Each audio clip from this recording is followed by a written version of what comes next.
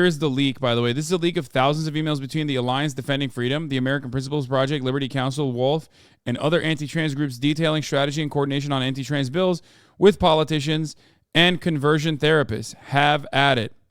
This is the same person, Maya Arson Crime W, who I believe was the person who originally did the no-fly list leak. Okay. Mother Jones wrote an article about it. On Saturday afternoon in August 2019, South Dakota Republican State Representative Fred Douche sent an email to 18 trans activists, doctors, lawyers with a text of a bill he planned to introduce that would make it a felony for doctors to give transgender children under 16 gender-affirming medical care. I have no doubts this will be an uphill battle when we get to session, Douche warned the group. As always, please do not share this with the media. The longer we can fly under the radar, the better. Oh, God, it's so evil. That's so fucking evil. The message was one in a trove of emails obtained by Mother Jones between Douche and representatives of a network of activists and organizations.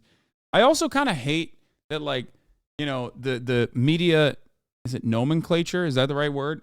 For, like, these terrorists is activists. Like, I love when people say, like, right-wing activists. And I'm like, bro, that's a Nazi.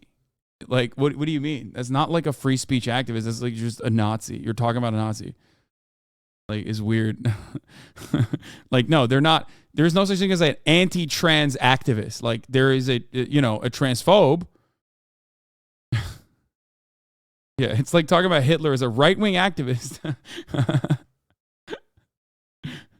Anyway, it is basically, it is exonerative terminology. It is a part of, unfortunately, Western media. They do this all the fucking time. Yeah. Anti-black activist David Duke. Anti-Jewish activist Hitler. Adolf Hitler today. The message was, wait, first of all, you said today's media would talk about Hitler as a right-wing activist? Brother, yesterday's media did talk about Hitler as a revolutionary figure. Yeah, I mean, here, we covered this before. Look. Herr Hitler! At home in the clouds. High up on his favorite mountain, he finds time for politics, solitude, and frequent official parties. Herr Hitler in the clouds, yeah. That is from the New York motherfucking Times, baby. Sunday, August 20th, 1939. Let's move on from this and get back to this instead. The message was in a trove of emails obtained by Mother Jones between Douche and representatives of a network of activists and organizations at the forefront of the anti-trans movement. They show the degree to which these activists shaped Douche's repressive legislation, a version of which was signed into law in February, and the tactics, alliances, and goals of a movement that has sought to foist their agenda on a national scale. In messages back and forth, some members of the group pushed Douche to make the bill even more restrictive. Bernadette Broyles, the president and general counsel of the Georgia-based law firm called Child and Parental Rights Campaign, urged him to raise the age threshold to 18. They were like 16. No, raise it to 18. Broyles, who was also affiliated with the conservative Christian legal powerhouse Alliance Defending Freedom. Dude, when I hear stuff like this, I'm like, tax every fucking religious institution so much that they are crippled. Okay? That they can never operate normally ever again. Holy fuck, dude. Jesus Christ. How do these people get away with doing so much advocacy and they're non-taxable organizations? I'm so mad. Oh! Yeah, first-time conservatives are asking to raise the age of consent. Yeah, literally. Oh, my God. Oh.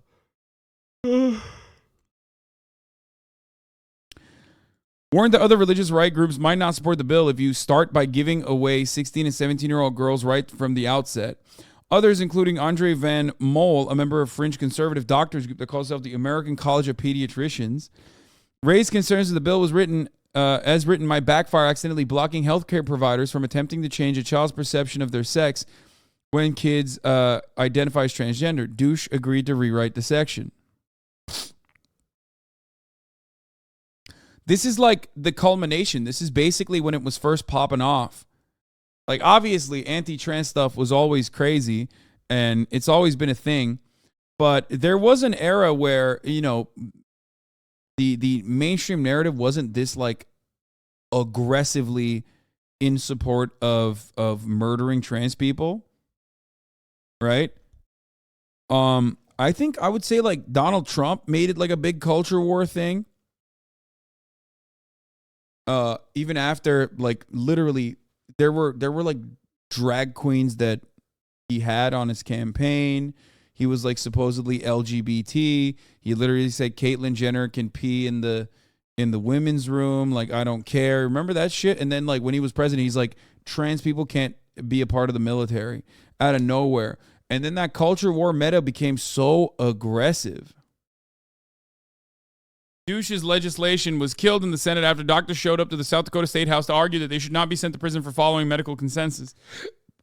Though our session in SD is now over and our efforts to protect gender-confused, vulnerable children failed, I continue to receive ugly email and social media posts, Douche said, complained to the group. Please do not say that the South Dakota effort failed, Margaret Clark, general counsel for the Alabama branch of the Phyllis Schlafly-founded Eagle Forum. You successfully inspired, encouraged, and counseled numerous VCAP efforts around the country. You established an ideal witness list that we are still following in on our individual states. And most importantly, you connected us all to each other. This is just the beginning. Indeed, Douche's bill has proved influential in recent surge of anti-LGBTQ bills lawmaking. This is a legislative session. At least 18 states have considered bills containing the language closely resembling the text of the Vulnerable Child Protection Act. Douche's proposal helped proponents of the national movement to restrict gender-affirming care establish a playbook for their now common attacks. They've very much increased sophistication since then, but the roots are there. Emails demonstrate close collaboration between groups working behind the scenes to push bills banning transgender healthcare, including ADF, which has defended state-sanctioned sterilization of trans people in Europe. Holy fuck. And the ACPEDs, which has opposed adoption by gay couples and supported conversion therapy for LGBTQ youth. In recent years, ADF has drafted legislation banning trans children from using school restrooms or playing on sports teams that align with their gender identity. Remember what I told you? The whole, like, oh, trans people should not be allowed to play sports with cis people. That was always just bullshit. ADF drafted the Mississippi abortion ban at the heart of the case that overturned Roe v. Wade, is currently representing ACPEDs in a closely watched lawsuit to ban an abortion pill, mifepristone, nationally. These are groups who we know are not interested in the best practice care for trans kids, says Catherine Oakley, state legislative director and senior counsel for Human Rights Campaign. These bills are coming from national organizations whose purpose is to harm LGBTQ people. All right, let's see some of these emails, though. I want to see these juicy fucking emails. Christian Nationalist Lobbying Group, Family Policy Alliance. Lawmakers often seek advice from experts in law, policy, medicine, and other fields as they craft legislation. ADF Senior Vice President of Communications said in a statement, that's a normal part of a healthy democracy. The emails illustrate just how long some major figures in the anti-trans movement have been incubating political attacks on transgender health care. For instance, Broyles, who today represents Jamie Reed, the former caseworker who's made controversial high-profile claims against Missouri Gender Clinic, was working in 2020 with the ACPED's executive director, Michelle Cretella. Okay, here. Oh, thank you. Holy fuck. Just a note to update you on the status of VCPA. I'm comfortable with the bill in the white paper in the final form. I have no doubt this will be an uphill battle when we get to session. As always, do not share this with the media. They hammered out talking points for upcoming bill hearings, where a detransitioner and a member of the Women's Liberation Front would testify in favor of the bill, along with doctors from both inside and outside South Dakota. All of these people are fucking freaks. All of these people are fucking freaks, dude. They have made it their entire lives mission to just, like, look to a group of, like, a tiny, tiny group of individuals whose lives are already pretty shitty, okay? And their entire lives mission is to just get them to commit suicide. Okay? They basically have made it their lifelong mission to get as many trans people to kill themselves as possible. Which is crazy. It's so evil. Like, it's unimaginably evil. They're not hurting anybody. They're not doing anything.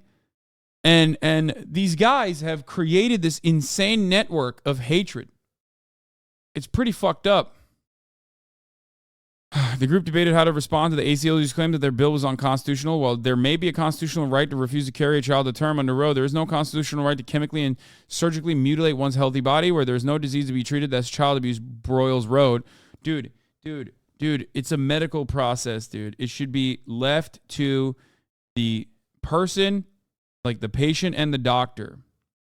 Small government, by the way. Pro-life, by the way. Save the children, by the way. Meanwhile, everything that they're fucking advocating for is like the exact opposite. Fuck, man. It's unimaginable amounts of cruelty.